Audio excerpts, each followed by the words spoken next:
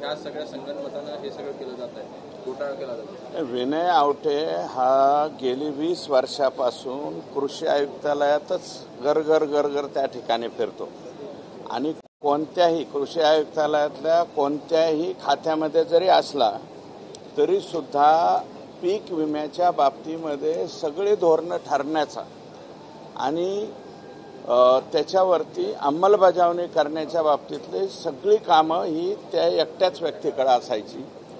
त्याच्यामधून ह्या खाजगी कंपन्यांना जास्तीत जास्त लाभ कसा होईल, शेतकऱ्यांना विमा कमी कसा मिळेल, म्हणजे शेतकऱ्यांना विमा देणारे लोक जर त्या ठिकाणी शेतकऱ्यांना विमा कसा मिळणार नाही याची काळजी करत असतील आणि विमा कंपन्यांकडनं 10% रक्कम घेऊन त्या ठिकाणी स्कायमेट सारखी हवामान खात्याची ती यंत्रणा उभा करून त्यांच्याकडूनही हप्ते घेऊन आणि मागच्या वर्षीचे आणि त्याच्याही मागच्या वर्षीचे पैसे केंद्र आणि राज्य सरकारच्या हिश्श्याचे कंपन्यांना लगेच अलाउट करायचे आणि हे रिअल चौकशी व्हावी। त्या कंपन्यांनी ते पैसे शेअर्समध्ये गुंतवले, खाजगी गुंतवणुकीमध्ये गुंतवले, त्याच्यावरती व्याज कमावलं। इकडे शेतकऱ्यांना पैसे द्यायचे नाही, फक्त पुढचा हप्ता मात्र मागून घ्यायचा।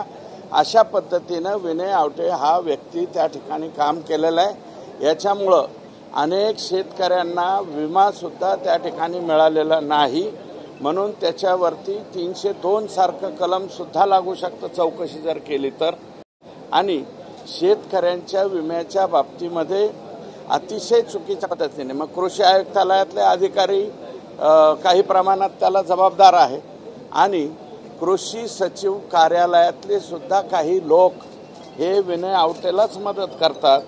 20-20 वर्ष एक माणूस कसं काय एका ठिकाणी काम करू शकतो, म्हणजे याचं गोड गंबाल हे संपूर्ण पीक विम्याचं वाटोळं ह्या व्यक्तीने केलेलं आहे। त्याच्यामुळे याची चौकशी झाली पाहिजे अशा प्रकारची माझी मागणी। विनय आवटे नेमके कोणत्या पदावर आहे, सध्याला कुठं आहेत आणि याच्यामध्ये मुख्य सांख्यिकी या पदावरती आहे, काही वेळा मी म्हणलं ना दुसऱ्या पदावरती सुद्धा आहे, परंतु कोणतेही कृषी आयुक्त आले किंवा आणि त्यांनी काय करायचं त्यांच्याकडे चार्ज द्यायचा, म्हणजे मंत्रालयापासून काही वेळा तर मंत्री सुद्धा, मी नाव कोणाचं घेणार नाही, परंतु साधारणतः 21च्या नंतर याच्यामध्ये जास्त घोटाळे, 1 रुपयाचा पीक विमा कोणत्या कृषी मंत्र्याच्या कालावधीत आला हे तुम्ही पाहून घ्या आणि ते जे कृषी मंत्री आहेत त्या कृषी मंत्र्यापासून विनय आवटेपर्यंत सगळ्यांचे लागे बांधे हे राहिले। म्हणूनच 1 रुपयात पीक विम्याच्या बाबतीमध्ये एका तालुक्यातले लोक संपूर्ण राज्यामध्ये पीक विमा भरत होते आणि यांच्या रकमा ज्या आहेत ते काही एका जिल्ह्यामध्ये जे विमा भरलेला आहे धाराशिव जिल्ह्यामध्ये ते जवळपास 18 ते 20 कोटी रुपये आणि त्याच्या चौकशी ज्या अधिकाऱ्याकडे दिली 565 खोट्या शेतकऱ्यांनी, म्हणजे त्या जिल्ह्यातच राहत नाहीत ते 565 शेतकरी परळी तालुक्यातले आणि त्यांची चौकशी करायच्या ऐवजी फक्त जे पीक विमा भरतात त्या हे नाही का सरकारचे जे ई सेवा केंद्र त्या 23 ई सेवा केंद्रावरती फक्त कारवाई केली। पण ज्या शेतकऱ्यांनी सरकारी जमिनीवर, गायरान जमिनीवर, त्याच्यानंतर वन खात्याच्या जमिनीवर जे प्रकल्प आहेत त्याच्यात भूसंपादित झालेल्या जमिनीवर सुद्धा यांनी पीक विमे भरले आणि बीड जिल्ह्यातल्या तर 11च्या 11 तालुक्यात भरले, परभणी जिल्ह्यातल्या जवळजवळ 3, 4, 5 तालुक्यात पैसे भरले। यांची व्याप्ती एवढी वाढत गेली की नागपूरच्या संत्र्याचं सुद्धा आमच्याच जिल्ह्यातले एकाच तालुक्यातले लोक पीक विमा भरत गेले, वर्ध्यामध्ये भरत गेले, अमरावती, जालना, सगळ्यात मोठं प्रकरण आता जे जालन्याचं निघालंय, जालन्यामध्ये सुद्धा आमच्याच लोकांनी पैसे भरलेले, आमच्या म्हणजे तत्कालीन कृषी मंत्र्यांच्या लोकांनी। हे सगळं जे आहे ते विनय आवटे आणि इतर कंपन्या जॉईन करून घेत होत्या।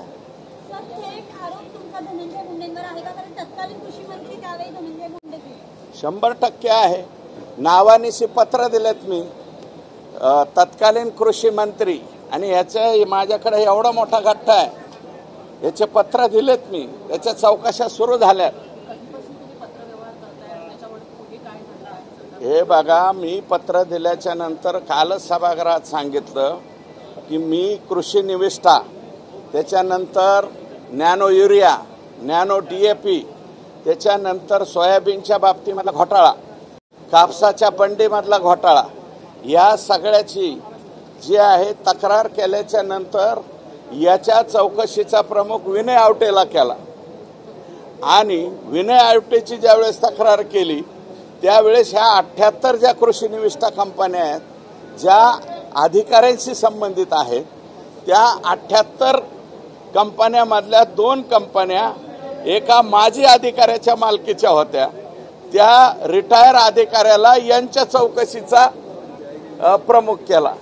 म्हणजे आम्ही जे केलेला भ्रष्टाचार आहे याच्यावरती तुम्ही पांघरून घाला आणि तुमच्या पांघरून याच्यावरती आम्ही पांघरून घालतो, हा धंदा त्या ठिकाणी झालेला नाही. ह्या सगळा जो गैरव्यवहार आहे हा मेजॉरिटी आमच्या जिल्ह्याचे कृषी मंत्री होते त्या कालावधीत जास्तीचा झालेला आहे. तो पूर्वी अब्दुल सत्तारांच्या कालावधीत एवढा झालेला नाही. त्याच्यानंतर आत्ताचे जे शिक्षण मंत्री आहेत त्यांच्या कालावधीत झालेला नाही. आणि माझं तर स्पष्ट मत आहे की मी काही नावं घेतलेली आहेत तिथं काल. हे जे खातं जे आहे ते मुळात जेलमध्ये गेलेले आकाश चालवत होते, आमच्या जिल्ह्याचे कृषी मंत्री चालवत नव्हते. या कृषी खात्यातले अधिकारी, पीक विमा कंपन्यांचे अधिकारी, कृषी निविष्ठावाले अधिकारी यांची पुढं हिंमत एवढी झालेली आहे की एकनाथ शिंदे साहेब मुख्यमंत्री असताना मुख्यमंत्र्याची खोटी सही हाणून पत्र आणलेलं आहे किरण जाधवच्या नियुक्तीसाठी. कारण 15 वर्ष तो गुण नियंत्रणवरती होता, गुण नियंत्रण खातं. त्याची नियुक्ती करण्यासाठी एकनाथ शिंदे साहेब मुख्यमंत्री यांचं खोटं पत्र जोडलेलं आहे. कारण मी नंतर माहितीच्या अधिकारात ते पत्र मागितलं, मला पत्र द्या, तर कृषी खात्याकडे ते पत्र सुद्धा नाही. पण नोट मात्र त्या पत्रावर पुटअप झाली आणि त्याच्यावरती किरण जाधवची नियुक्ती गुण नियंत्रण विभागात 15 वर्षाच्या नंतर सुद्धा झाली.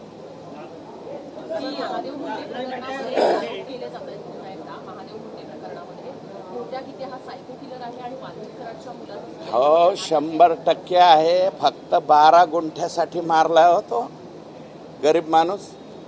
महादेव मुंडे आत्ता पुढे येत आहे ना, आणि त्याच्यामध्ये गोट्या गीते, अजून एक राजू फड, ह्या वाल्मिक कराडचा धाकटा मुलगा, ह्या सगळ्यांची नावं जी आहेत ती नावं बाळा बांगर, कधी एकेकाळी रोज ह्या आकाबरोबर असणारा माणूस आहे, त्यांनी मीडियाच्या समोर स्टेटमेंट केलंय. हा बाळा बांगर, मला वाटतं त्यांच्या प्रेसमध्ये, आणि काय सांगितलंय की मी ज्या वेळेस आकाला भेटायला गेलो त्यावेळेस तिथं एक त्या माणसाचं चमडं काढून आणलं होतं, एक हाड काढून आणलं होतं आणि त्याचं ब्लड सुद्धा यांच्या ऑफिसच्या टेबलवर होतं. आणि ते हे मी नाही बोललो, बाळा बांगर बोललेले. आणि त्याच्यानंतर त्यांनी तक्रार दिलेली. त्या ज्ञानेश्वरी मुंडेंचं ताईचं काय चूक आहे मला सांगा. शेवटी औषध प्यायची पाळी SP कार्यालयाच्या समोर आली.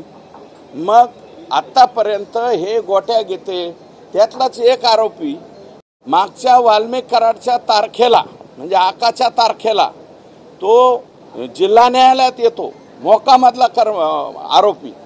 असे तर आमचे बीडचे पोलीस कारवाई करतायत. त्या यामध्ये ज्ञानेश्वरी मुंडे यांच्याकडनं आरोप झाले आहेत अतिदक्षता विभागातनं. पोलीस हे नुसतं उत्तर देत आहेत, काहीही त्यामध्ये चौकशी करत नाही. फक्त हे बघा, ज्ञानेश्वरी ताई मुंडे या माऊलीनं प्रत्येक वेळी जाऊन त्या ठिकाणी माझ्या मिस्टरचं काय झालं, 21 ऑक्टोबर 2023 पासून हे ती जे आहे माऊली एकटीच लढते आणि त्या माऊलीचा भाऊ एक सतीश फड म्हणून, दोघंच लढतायत. मग पोलिसांचं SP तिथं आल्याच्या नंतर SPचं काम होतं ना की फक्त तपास बदलणं, एवढं काम नाही व्हायला पाहिजे. त्यांचे आरोपी अटक केले पाहिजे. बाळा बांगरनी स्टेटमेंट केलेले सुद्धा 15-20 दिवस होऊन गेले. एवढ्या दिवसामध्ये उचलला. आता काल ज्या वेळेस मीना नावाचा एक DYSP आहे ज्याची नियुक्ती आकानी केलेली त्याच्याकडे तपास ठेवला, तो काय तपास करणार? काल त्या ज्ञानेश्वरी ताईंनी विष पिल्याच्या नंतर पलीकडे म्हणजे नंतर आता LCB कडे तपास दिला आणि आता सांगतायत गोठ्या गीतेला पकडायला आम्ही पुण्याला टीम पाठवली म्हणून. आतापर्यंत ज्या दिवशी बाळा बांगरनी स्टेटमेंट केलं त्या दिवसापासून हे लोक फरार झाले. मग कोण कोण फरार झाले त्याची नावं दिलेले, ते आरोपी पोलिसांनी का उचलले नाही? अजूनही पोलीस दलामध्ये म्हणजे जी LCB आहे LCB मध्ये सुद्धा यांची नावं घेतलेली आहेत पूर्वी. डबल मला नावं घ्यायची गरज नाही. मग त्या SPंनी हे जे पोलीस दलातले अधिकारी डायरेक्ट सगळ्यांशी कॉम्प्रोमाइज कसं होईल आणि याच्यामधली ही जी गुंड टोळी आहे हिला मदत कसं होईल असे काम करणारे काही कर्मचारी पोलिसांमध्ये आहेत. त्यांच्या साईड पोस्टला टाकायला नको SPंनी, त्यांना LCBला घ्यायचं, त्यांना फक्त परळीतून काढायचं. नंतर सगळीकडे लक्ष ठेवायला हे लोकांचे मोबाईल जर चेक केले तर हे किती वेळ पोलीस दलाचं काम करण्यापेक्षा ह्या आका कंपनीचं काम करतात हे उघड होईल. सर, धनंजय मुंडे यांची भूमिका या सगळ्यामध्ये तुम्हाला संशयास्पद वाटत नाही का? तुम्ही काही दिवसांपूर्वी SPचं कौतुक करत होतात, परंतु DYSP असतील किंवा इतर अधिकारी असतील हे SPच्याच आधिपत्याखाली येतात. SPची भूमिका SPची भूमिका संशयास्पद नाही, परंतु SPंना खालून जे अधिकारी लोक सांगतील तेच खरं असं मानण्याचा त्यांचा जो आहे तो स्वभाव चुकीचा आहे. जरी कोणी काही सांगितलं तरी सुद्धा स्वतःच्या मताप्रमाणे काही निर्णय त्यांनी घ्यायला पाहिजे होते. धडधडीत बाळा बांगरनी तुम्हाला स्टेटमेंट दिले, माझ्या डोळ्याने मी बघितलंय. महादेव मुंडेच्या मर्डरच्या दुसऱ्या दिवशी कोण कोण तिथं आकाच्या जवळ होते, कुणी ते ब्लड आणि ते हाडोकान ते आणून दाखवलं.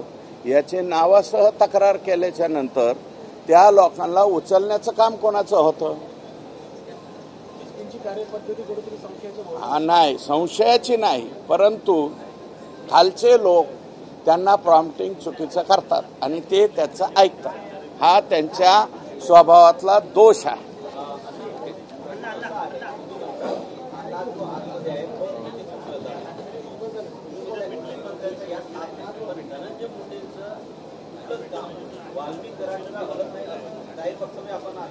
शंभर टक्के हे मी नाही म्हणलं.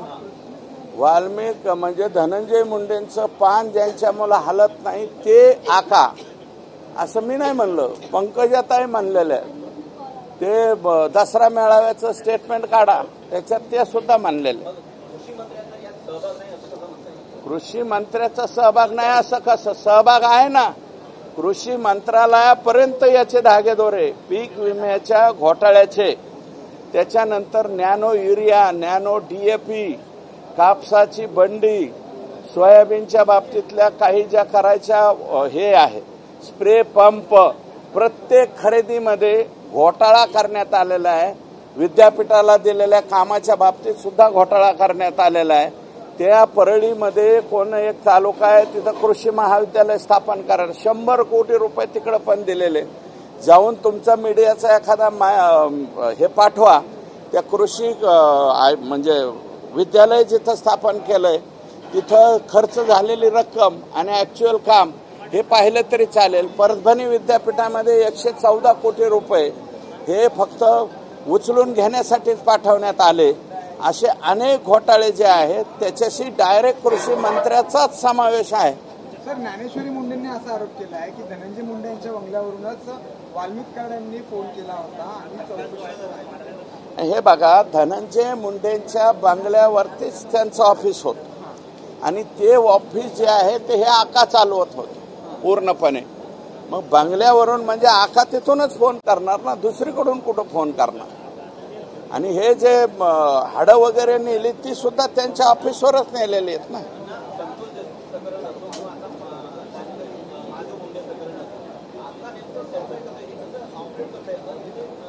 अजूनही ऑपरेट करण्याला सुप्रीम कोर्टाच्या जजमेंट प्रमाणे फोन अलाउड आहेत. फोन अलाउड आहेत. आणि काय आहे की या लोकांच्या गँग्स, मी गँग्स ऑफ वाशेपूर म्हणलं होतं, तशा गँग्स ज्या आहेत अजून सुद्धा ॲक्टिवेट आहेत. आका जरी आत गेला तर आकाच्या हाताखालचे लोक हे पुढं सगळं काही चालवण्याचं प्लॅनिंग त्या ठिकाणी करतात.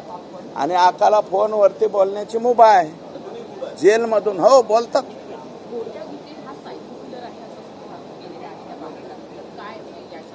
आहे ते गोट्या गीतेच्या बाबतीमध्ये तो अनेक प्रकरणामध्ये आहे.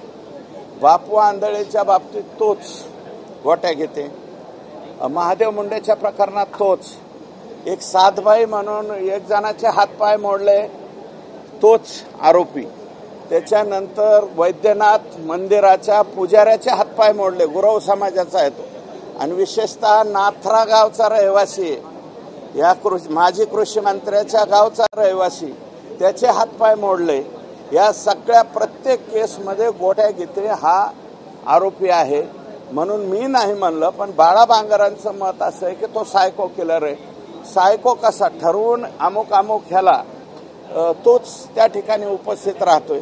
बापू आंधळेचा ज्यावेळेस मर्डर झाला त्यावेळेस बबन गीते हा पाटोदा तालुक्यात होता, पण तरी सुद्धा बबन गीतेचं नाव घेतलं गेलं आणि मर्डर मात्र यांनी केला.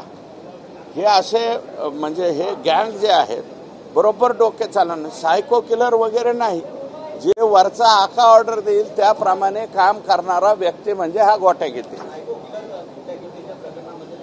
सायको किलर वेगळे असतात. सायको किलर कोणते? ते रस्त्याच्या कडीनं कोणीतरी झोपले विशिष्ट पद्धतीने मारण्याचे, हा सायको नाहीये. हा ऑर्डर दिल्याच्या नंतर होणारा सायको आहे. मी यापूर्वी 3-4 वेळा भेट घेतलेली, लेखी पत्र दिलेलं आहे, आणि आता 15 पानाचा आणि 164चा जबाब द्यायला तयार आहे ना बाळा बांगर. बाळा बांगर नावाचा व्यक्ती 164चा म्हणजे कोर्टापुढे जबाब द्यायला तयार आहे. याच्यापेक्षा अजून कोणतं पाहिजे एसपींना? कोण? कृष्णा आंधळे, संतोष देशमुखांच्या मर्डर मधला कृष्णा आंधळे.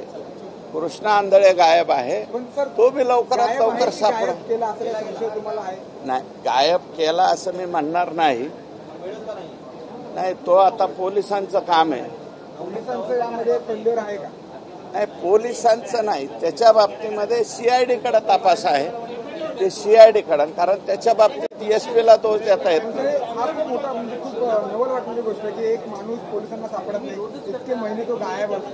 आमच्या बीडच्या पोलिसांना तो कृष्णा आंधळे सापडत नाही. बीडच्या पोलिसांना ते कुटेबाई जे आहे, हजारो कोटी, 3-4 हजार कोटी रुपये ज्ञानराधा मल्टीस्टेटने बुडवले. जिजाऊ मल्टीस्टेटने 1000-1200 कोटी रुपये बुडवले. आणखी बऱ्याचशा आहेत. नाव बी छत्रपती शिवाजी महाराजांचं नाव घ्यायचं असल्या काही मल्टीस्टेट आहेत. यांनी जवळजवळ बीड जिल्हा 7-7.5 हजार कोटीला झोपवला. त्यातले आरोपी आमच्या बीड जिल्ह्याच्या पोलिसांना सापडत नाही. हे त्या दिवशी मुख्यमंत्र्यांच्या बैठकीमध्ये सुद्धा उघड झालेलं आहे. आता मुख्यमंत्र्यांनी त्यांना प्रेशर केलं की काही करून ह्या लोकांना पकडा. ओके.